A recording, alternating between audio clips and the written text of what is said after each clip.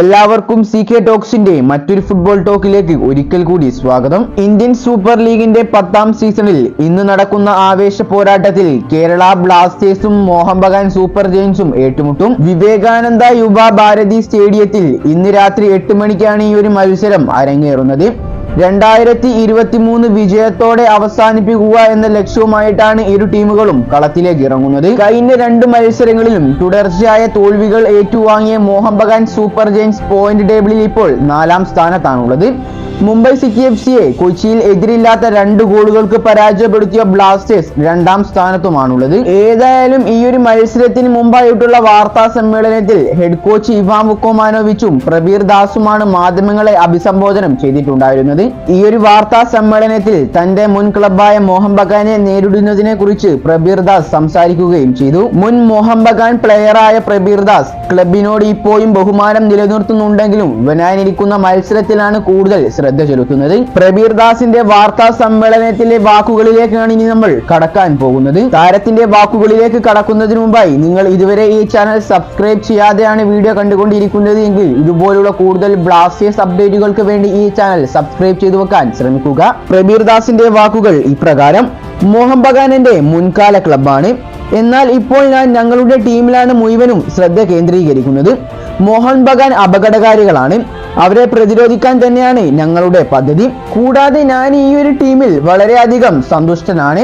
കാണികളുടെയും പരിശീലകന്റെയും മാനേജ്മെന്റിന്റെയും പിന്തുണ ഞാൻ ആസ്വദിക്കുന്നു. ഇക്കാര്യങ്ങളൊക്കെയാണ് പത്രസമ്മേളനത്തിൽ വെച്ച് പ്രബീർ ദാസ് പറഞ്ഞിട്ടുണ്ടായിരുന്നത്. 2015 മുതൽ 2017 വരെ മോഹൻ ബഗാന്റെ താരമായിരുന്നു പ്രബീർ ദാസ്. തുടർന്ന് 2017 ATKയിലേക്ക് പോയി. 2022 വരെ താരം ATKയിൽ തുടർന്നു. അടുത്തൊരു വാർത്ത എന്നത് മോഹൻ ബഗാൻ പരിശീലകൻ ജോൺ ഫെറാൻഡോ ഇന്നത്തെ മത്സരത്തെ കുറിച്ച് പറഞ്ഞ കാര്യങ്ങളാണ് നമ്മൾ നോക്കാൻ പോകുന്നത്. ബ്ലാസ്റ്റേഴ്സിനെതിരായ മത്സരത്തിൽ ഞങ്ങൾക്കാണ് മുൻതൂക്കമുള്ളത്. ഈ അടുത്ത് കഴിഞ്ഞ 2 മത്സരങ്ങൾ ഞങ്ങൾ പരാജയപ്പെട്ടിട്ടുണ്ടായിരുന്നു.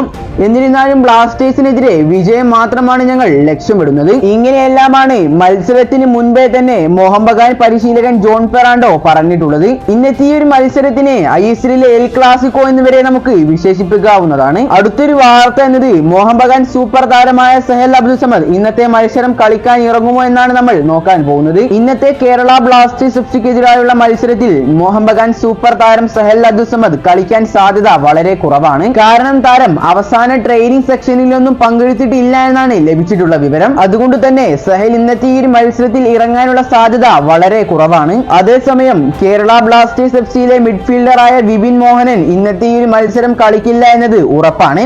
കാരണം താരം മുംബൈ സിറ്റിക്കെതിരായ കഴിഞ്ഞ മത്സരത്തിൽ പരിക്ക് കാരണം പുറത്തേക്ക് പോയിട്ടുണ്ടായിരുന്നു. ഈ ഒരു പരിക്കിനെ തുടർന്ന് കൊണ്ട് താരം ഇന്നത്തെ ഈ ഒരു മത്സരത്തിൽ കളിക്കില്ല എന്ന് ബ്ലാസ്റ്റേഴ്സിന്റെ മുഖ്യ പരിശീലകനായ ഇവാൻ വുക്കോമാനോവിച്ച് തന്നെ വ്യക്തമാക്കിയിട്ടുണ്ട്. അടുത്തൊരു വാർത്ത എന്നത് കേരള ബ്ലാസ്റ്റേഴ്സ് FCയിലെ പ്രധാന നെടുന്തൂണായിരുന്ന അഡ്രിയാൻ ലൂണയുടെ പകരക്കാരനെ കുറിച്ചാണ്. നിലവിൽ ലഭിച്ചിട്ടുള്ള റിപ്പോർട്ടുകൾ പ്രകാരം തന്നെ ലൂണക്ക് പകരമായി കൊണ്ട് ബ്ലാസ്റ്റേഴ്സ് ടീമിലേക്ക് എത്തിക്കാൻ പോകുന്നത് ഒരു ISL എക്സ്പീരിയൻസ് ഇല്ലാത്ത താരത്തെയാണ് എന്ന് അറിയാൻ സാധിച്ചിട്ടുണ്ട്. കൂടാതെ വളരെ മികച്ച ഒരു താരത്തെ തന്നെയായിരിക്കും ലൂണക്ക് പകരമായി കൊണ്ട് ബ്ലാസ്റ്റേഴ്സിലേക്ക് എത്തിക്കാൻ പോകുന്നത് എന്നും അറിയാൻ സാധിച്ചിട്ടുണ്ട്. നിലവിൽ ISLൽ പന്ത് തട്ടാത്ത ഈ താരം ആരാണെന്ന് അറിയാനുള്ള ആകാംക്ഷയിലാണ് ബ്ലാസ്റ്റേഴ്സിന്റെ ആരാധകരെല്ലാവരും. ഏതായാലും വരും ദിവസങ്ങളിൽ ഇതിനോടനുബന്ധിച്ചുള്ള ഏറ്റവും പുതിയ വാർത്തകൾ പുറത്തേക്ക് വരുമെന്നാണ് നമ്മൾ വിശ്വസിക്കുന്നത്. ഈ ഒരു വീഡിയോ ഇവിടെ വെച്ച് അവസാനിപ്പിക്കുന്നു.